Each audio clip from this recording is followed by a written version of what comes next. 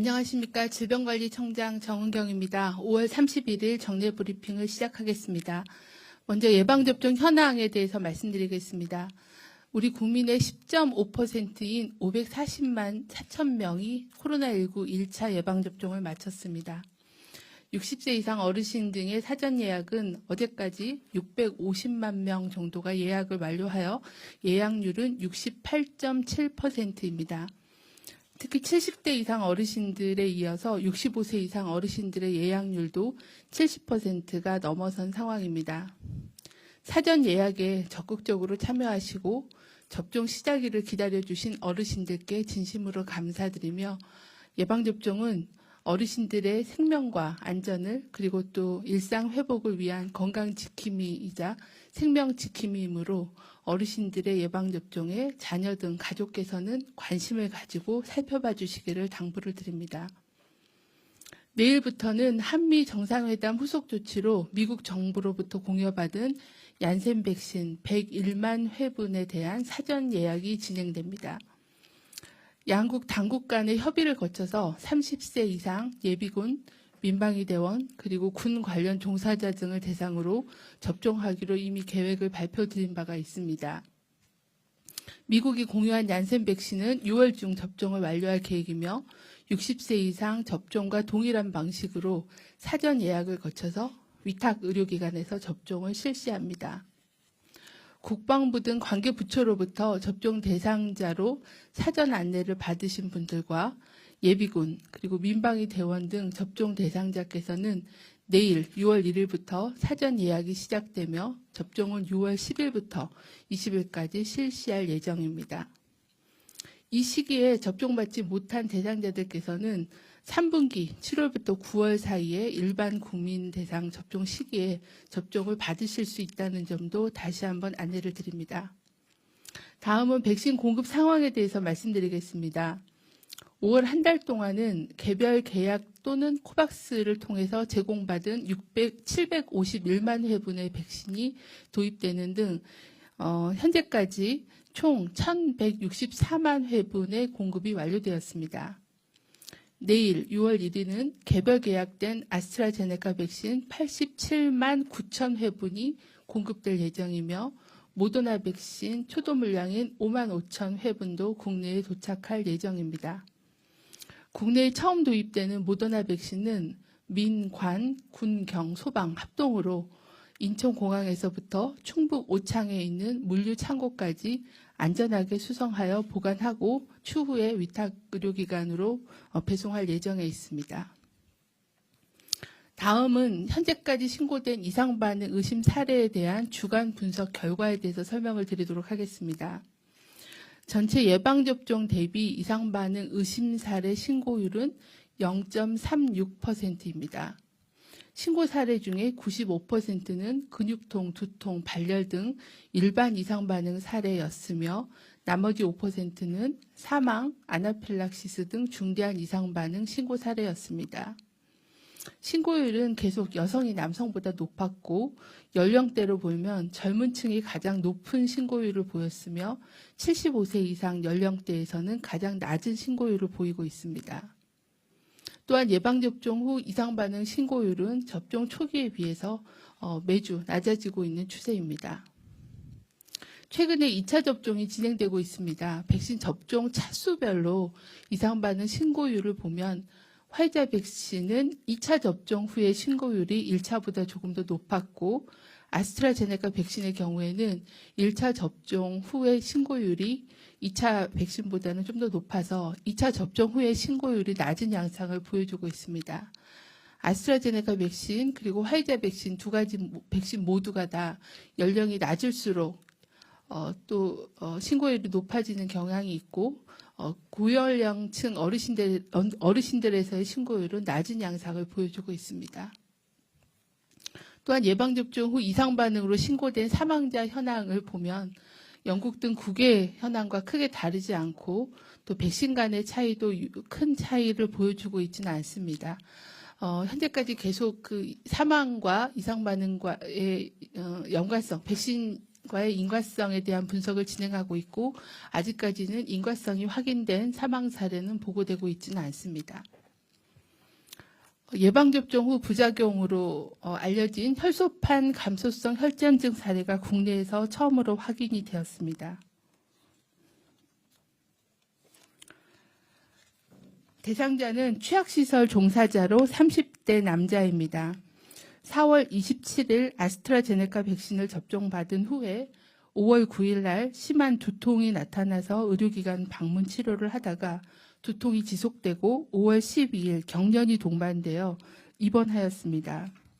담당 의료진은 입원 후 진행한 검사를 통해 뇌정맥 혈전증과 뇌출혈, 뇌전증을 진단하였습니다. 예방접종력을 고려해서 추진단이 배포한 혈소판 감소성 혈전증 대응 지침을 참고해서 진단을 하고 초기에 적절한 치료를 실시하였습니다. 이후 환자 상태는 호전되었고 현재는 경과 관찰이 필요하지만 큰 문제는 없는 것으로 파악하고 있습니다. 해당 의료기관의 신고에 따라 서울시의 역학조사가 진행이 되었고 5월 30일 어제 저녁에는 혈액응고 장애 자문단 회의를 개최하여 해당 사례에 대해서 검토한 결과 임상적으로 혈소판 감소성 혈전증 사례 정의에 부합한다고 판단하였습니다. 이후에 확정검사인 혈소판 인자에 대한 항체 검사를 실시하고 오늘 결과를 확인한 결과 항체 양성으로 최종 확인이 되어서 이번 환자는 혈소판 감소성 혈전증으로 확정할 수 있습니다. 이번 사례에 대해서는 피해보상 절차를 거쳐서 신속한 보상이 이루어지도록 할 계획입니다. 혈소판 감소성 혈전증은 조기 발견하고 적절히 치료를 하면 회복 가능한 질환입니다. 예방접종 후에 4일에서 28일 사이에 심한 두통, 심한 지속적인 복부 통증 등과 같이 혈전증을 의심할 수 있는 그런 증상이 나타날 경우에는 즉시 의료기관의 진료를 받아주실 것을 공고드립니다. 또한 의료기관에서도 의심 증상이 있는 환자를 진료할 때는 환자의 그 접종력을 DUR 시스템을 통해서 확인하시고 예방접종력에 대해서 확인한 후에 추진단이 배포한 혈소판 감소성 혈전증 대응 지침을 숙지해서 적절한 치료를 해주실 것을 당부를 드립니다.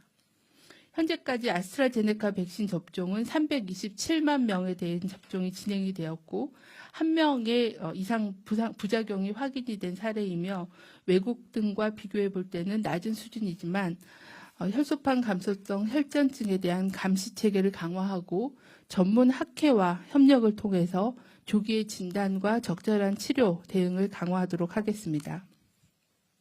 추진단은 추가로 도입되는 모더나 얀센 백신에 대해서도 이상 반응에 대한 감시, 조사 체계를 동일하게 적용하여 관리하도록 하겠습니다.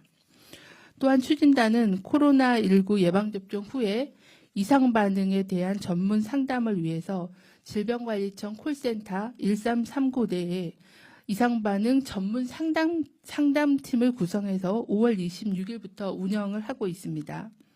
이상반응 전문 상담팀은 간호사로 구성이 되며 중증 이상반응 환자와 가족을 대상으로 이상반응에 대한 신고, 조사, 그리고 인과성에 대한 평가, 보상 심사 절차 등에 대해서 24시간 체계적인 상담 서비스를 제공할 계획입니다. 예방접종을 받으시는 것뿐만이 아니라 예방접종 이후에 본인의 건강 상태를 관리하는 것도 굉장히 중요합니다. 예방접종 후에 이상반응 발생 및 조치를 위해 모든 접종자들께서는 예방접종 후에 15분에서 30분간 접종 기간에 머물러 아나필락시스와 같은 이상반응의 발생 여부를 관찰해 주시고 귀가 후에도 적어도 3시간 이상은 주의 깊게 건강 상태를 관찰해 주시기를 바랍니다.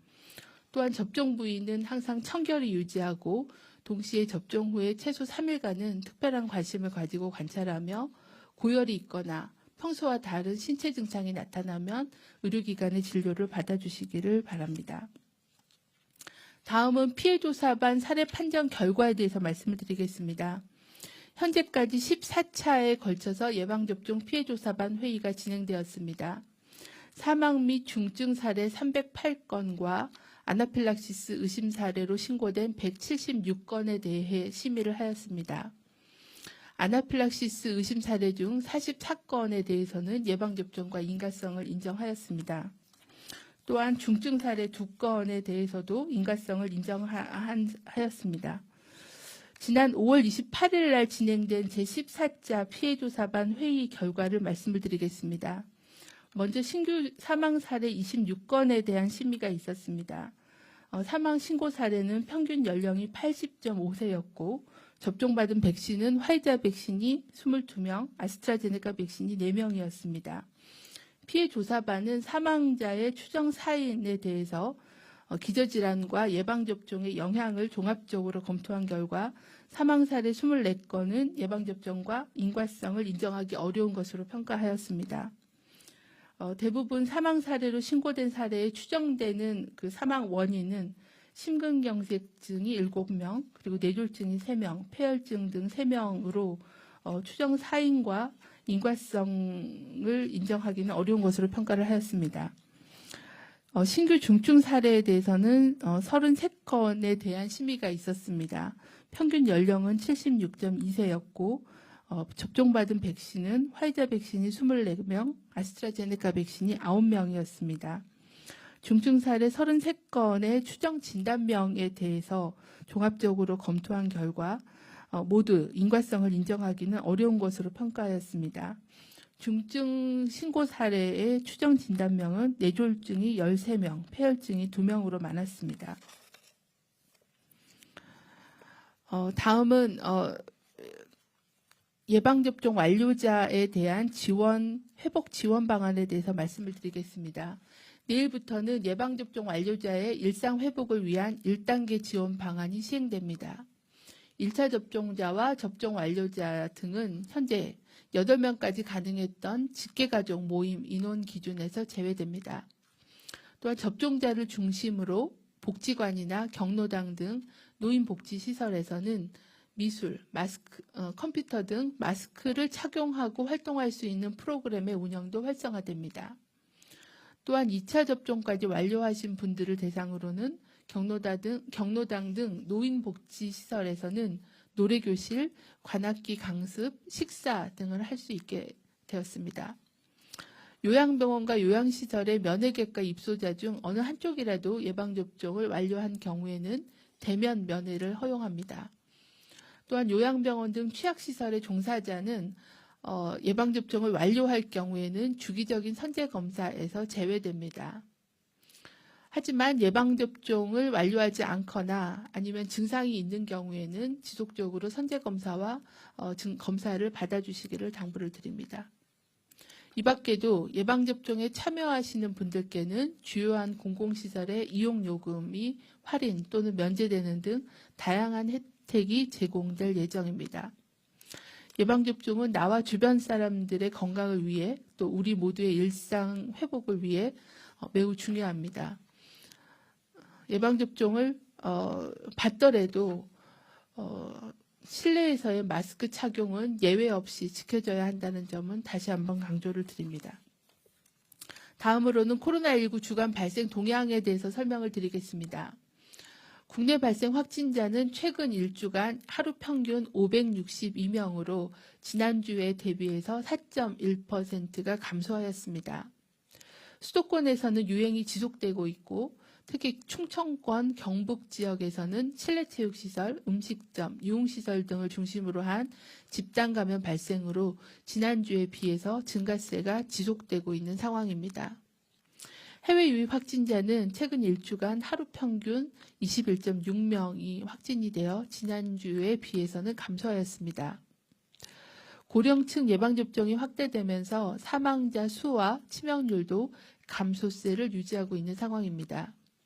하지만 연일 국내에서 500명대 후반의 발생이 지속되고 있습니다. 특히 다중이용시설, 그리고 가족, 지인 모임, 사업장 등을 통한 집단 감염이 지속 발생하고 있어 일상생활 속에 방역수칙 준수가 더욱 중요한 시점입니다. 다중이용시설 관련해서는 대구, 울산, 그리고 경남 지역 등에서의 유흥주점에서의 집단 감염으로 지역사회로의 확산 전파가 확인되고 있습니다. 최근 일주간 감염 경로를 보면 확진자 접촉인 경우가 45.1%로 가족, 지인, 동료 등 사람 간의 접촉을 통한 소규모 모임, 그리고 사업장 관련된 확진자도 계속 발생하고 있는 상황입니다.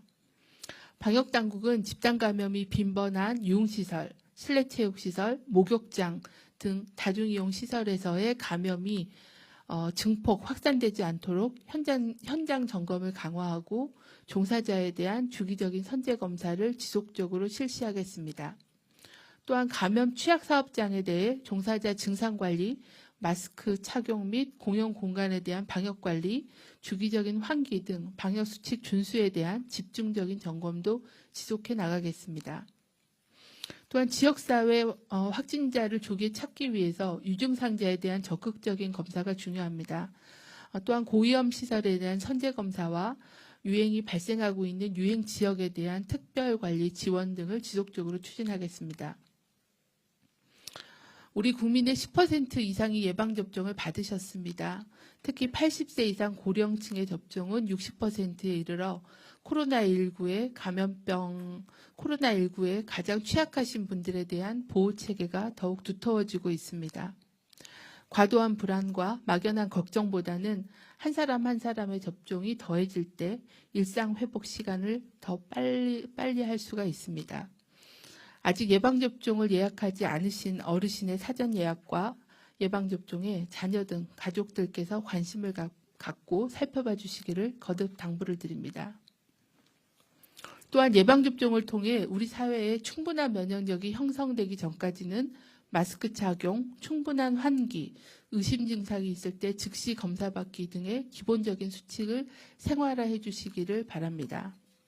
특히 실내에서 마스크 착용은 예방접종을 받더라도 예외 없이 지속해야 한다는 것을 거듭 강조드립니다. 이상입니다.